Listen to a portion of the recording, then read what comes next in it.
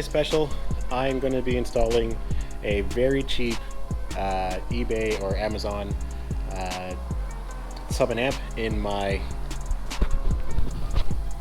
2008 Subaru Impreza. This is my hatchback, it's my winter beater.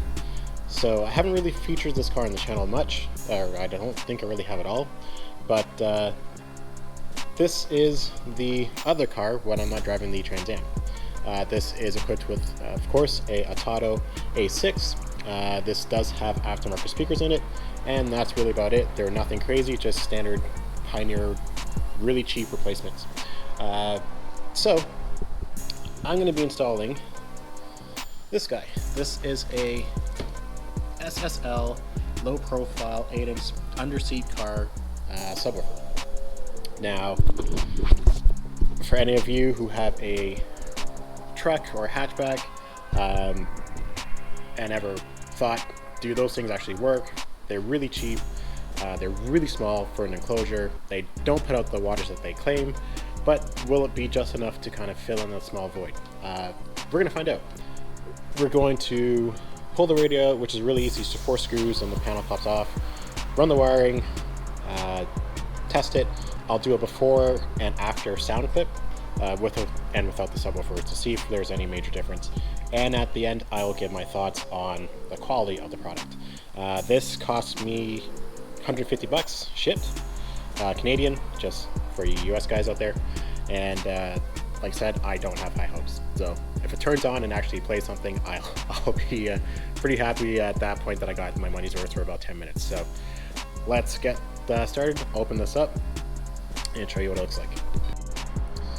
So the unit's a lot bigger than I expected actually, and heavier due to the subwoofer being part of the amplifier case, and that's really what this is. It's a standard amplifier case with a sub just really screwed into the top of it. Inside of it, I haven't taken this one apart yet, but I have seen before in other videos, there is sound foam in here, just partially covering most of the subwoofer. If you do get one of these, I suggest, if you really don't care, taking this off, adding some more to actually make it a better enclosure, because it does work really well for speakers in very small enclosures to help give a little bit better frequency response. This will not do low frequency, so if you're expecting very low deep bass, this is not for you. This is really going to be for someone who's got a very stock system in a very small space and just wants to kind of fill the void. So that's what this is supposed to be for. So let's run some wires, let's get hooked up and see how it sounds. So one of the biggest hurdles that people have when doing an amp install is, where do I go to run the power wire through? And every car is going to be different. Some are going to be easy, some are going to be hard, but you always have to try to find a grommet, hopefully on the same size as the battery, that makes it nice and easy. I was able to find one down in here, and I used it's hard to see, but there's a coat hanger just down there to poke through, and I will push it through, and I'm going to pull a wire from the driver's compartment through the firewall to the battery. That way I pull just enough that I reach the battery, and the rest of the length I need will go to the trunk. So that's just how I do it, and there are nice tools that help you create a grommet. Some people use step bits sometimes, so some of the grommets are hard rubber plastic. Some people drill a hole and put a grommet. Whatever you want to do, just make sure you protect right at the firewall that the power wire itself does not come anywhere close to fresh metal to wear it through and eventually cause yourself a nasty fire or burn a fuse up, and you're just hard to find sometimes where that short comes from. So protect yourself, do it right the first time, don't have to worry about it the second time. So I'm going to pull that through. Oh, and don't forget, use a fuse. Use an appropriate fuse for the amp you are running. So don't overcompensate or think that you're overprotecting yourself by putting in a much bigger fuse up front and then running an amp that doesn't have such a high rated fuse at the back. And the reason why is that if, God forbid, something were to short, the fuse up front is going to take a lot longer time to blow, and that could lead to either the power wire burning up from front to back, and whatever is touching goes up with it. So use the appropriate fuse, and always use the appropriate size ground to match the power wire that you're running. That way the amp has a complete good flow of that dispersed energy that it uses. So if you're running 10 gauge power and ground, 8 gauge power and ground, or run a bigger ground if you can. A bigger ground does not hurt yourself at that point. So that's my tip. I'm gonna pull off the sail panels from the front and rear door, and I'm going to run my RCAs alongside, not right beside the power wire. I don't want to induce engine noise, but it is a subwoofer amp, so not too worried about that. I'll keep them separate, run them to the back, and we'll see how this SSL turns out. Okay, so I got everything pretty much wired up. So my power wire right here, fused, zip tied, wire loomed, ran everything down under the carpet, all the way to the back. Everything's put back together now. Keep in mind it's 8 gauge wire, so it's not really hard to hide under panels. So back here is where this is a little bit bigger than I thought it was going to be. So my goal was to actually put this down here, but it's actually physically a little too big. And if I put a board or anything, it's just going to elevate this corner that much more, where it's not going to, my cover is not going to sit flat anymore. I gave myself some extra length of wire, and that way, depending on if I want to mount it onto the back of the seat, which I really don't want to do, I don't want this just really exposed to be seen. I kind of want to really tuck it underneath here. Another thing that I could do is put spacers to lift my floor up and have this mounted in this corner, just elevated, and that way it's completely tucked away, and then I lose a little bit more of height over our cargo space.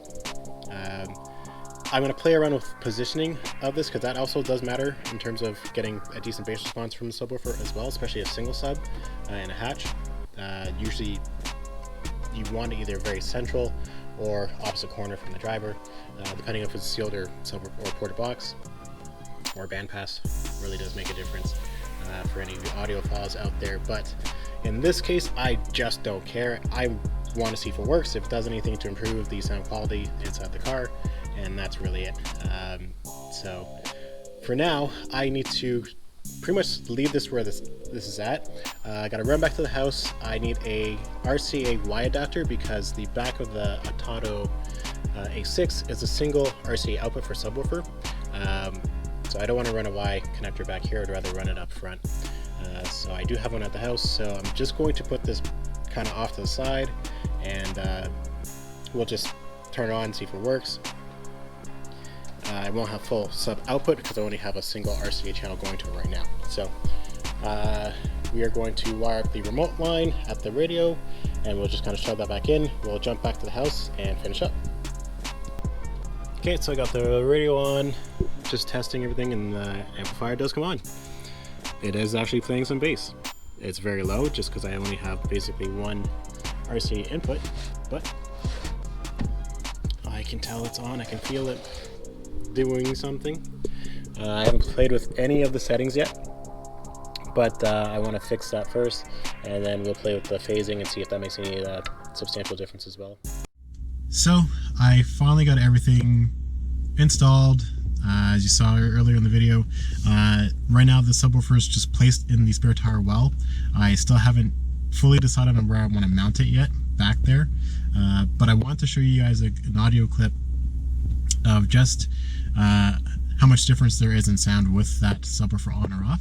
I spent some time kind of tuning it for the car, and it actually puts out decent bass. And when I say decent bass, at a low volume in this size of a vehicle, it does make a noticeable difference. At higher volume, especially on the higher speeds or road noise, it fizzles out. So this is something where I'm pretty sure if I went with the 10-inch would make a little bit better of an improvement with road noise in the background. And if it was under the seat where it's supposed to be, you'd notice it a lot more, be more efficient that way to the end user. So just keep that in mind if you're looking at some of these under car seat subwoofers, that they're really meant to give you the impression of bass by vibrating the seat more than it actually does as a subwoofer enclosure, like a full size box meant for the subwoofer and the proper airspace it needs to operate. So I'm going to do a before and after clip. So right now I'm just going to play a little bit, Ray's on, just kind of focusing there, and I'll show you. Hopefully the microphone picks up the audio difference between sub or off and on. So I'll just kind of show you guys here. Right now my subwoofer is off, and then we'll play a little bit of music.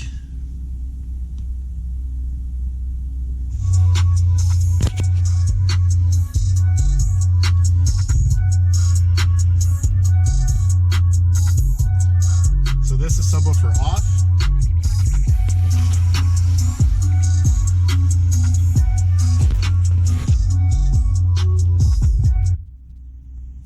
Now we'll go back, we'll turn the subwoofer on.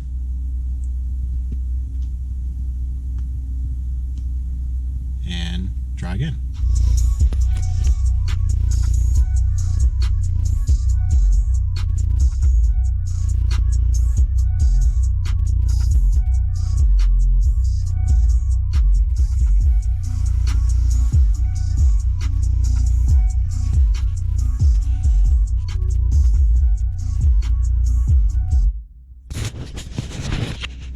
So hopefully the microphone picks up the difference there. It is quite substantial, like I said, when I'm stopped or pretty stationary and the volume isn't too crazy high. As I go up louder in volume, the subwoofer does not keep up. So it's not linear with the rising audio or volume, I should say. And that's where you really need a true subwoofer and an enclosure to do that, and a proper amplifier to match, obviously. There are some really good high quality powered subwoofers that you can get, you know, Pioneer, Alpine, Kicker, Caption Audio. They all make pretty good ones that I've used in the past, but you're looking at double the cost, or if not a little bit more. And then you need a wiring kit as well, of course, and placement sometimes, or space, is the concern. So this is where, for what I'm using this car for and how much I'm not really trying to sink a lot of money into the stereo system in this thing, because it's, like I said, it's just my winter beater. This is gonna do for quite some time. I don't expect it to last very long. I will post or make another video about this should it go, and then I would, for the sake of YouTube, try the 10-inch and see if that actually is even better than the 8-inch. So, or if this lasts for the course of winter, maybe we'll add a secondary 8-inch and see how that goes. So you guys let me know. Comment, like, subscribe. Let me know what you guys think. I am going to be dropping some merch, so stay tuned for that. I posted on the channel under the community post just a couple pictures of what's on there, and I will see you guys next time.